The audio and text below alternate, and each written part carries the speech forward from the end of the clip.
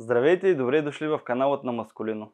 Днес ще ви разкажем всичко, което трябва да знаете за серумът за растеж на брада, също как да го ползвате и защо ви е нужен. Серумът за растеж на брада е предназначен да подсили коренът на косама.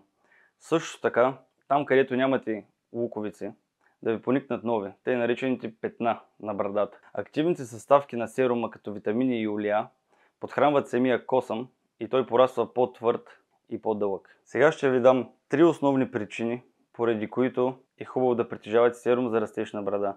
Причина номер 1: стимулира луковицата на косама и създава нови луковици на места, които нямате брада.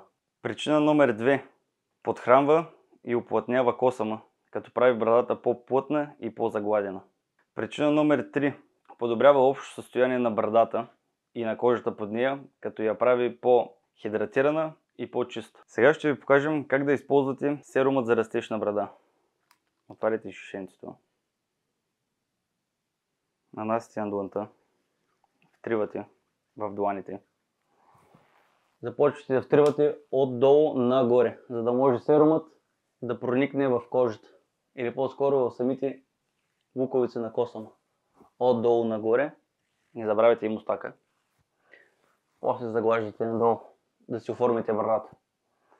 Препоръчвам всекидневна употреба на серума за растеж на брада сутрин, след като си измиете и потушите лицето с топла вода. От 2 до 4 капки са напълно достатъчни, в зависимост от това колко ви е омазнена кожата. Благодарим ви, че бяхте с нас и изгледахте това видео до край. Това е абсолютно всичко, което трябва да знаете за серума за растеж на брада. За повече интересни съвети може да ни последвате YouTube страницата Маскулино. Също така, ако искате да разгледате пълната ни гама продукти, знаете къде е: masculino.com.